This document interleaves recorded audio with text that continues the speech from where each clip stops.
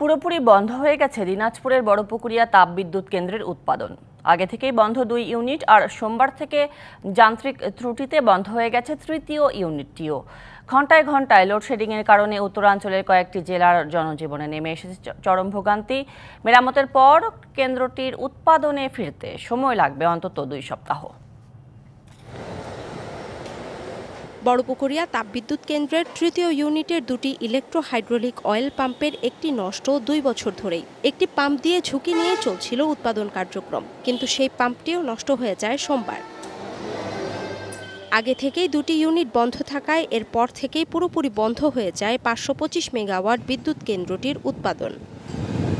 আর এতে দিনাজপুর সহ উত্তরাঞ্চলের 8 জেলায় তীব্র লোডশেডিংয়ে অতিষ্ঠ হয়ে উঠেছে জনজীবন। ব্যাহত হচ্ছে বিভিন্ন প্রতিষ্ঠানের কর্মকাণ্ড। কারণ তো খুব ঘন ঘন যাচ্ছে এবং অনেক বেশি যাচ্ছে। আমাদের আইপিএস আর চার্জ নিচ্ছে না, লোড নিতে পারতেছে না, আইপিএসও ফেল হয়ে যাচ্ছে। জেনারেটর দিয়ে কাজ করে আমরা যেই পয়সাটা পাই আমাদের তো লস হয়ে যায়। দিনাজপুর জেলায় 75 মেগাওয়াট চাহিদার বিপরীতে ঘাটতি থাকছে 15 মেগাওয়াট। জাতীয় গ্রিড থেকে বরাদ্দ কম পাওয়ায় লোডশেডিং হচ্ছে বলে দাবি নেসকোর। বর্তমানে আমাদের এখানে 13 থেকে 15 মেগাওয়াটের মতো লোডশেড হচ্ছে। জাতীয় গ্রিড থেকে বরাদ্দ কম পাওয়ার কারণে আমাদের প্রত্যেকটা দপ্তরে লোডশেড হচ্ছে। যন্ত্রাংশ আমদানি করে মেরামতের পর ফের উৎপাদনে ফিরতে অন্তত 2 সপ্তাহ লাগতে পারে বলছে পল্লী বিদ্যুৎ।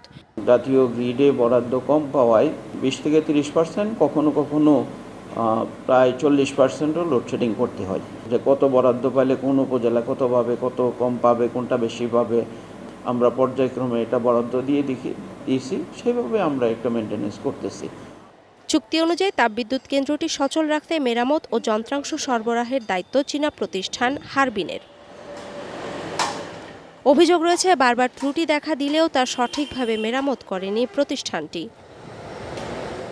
DBC news desk.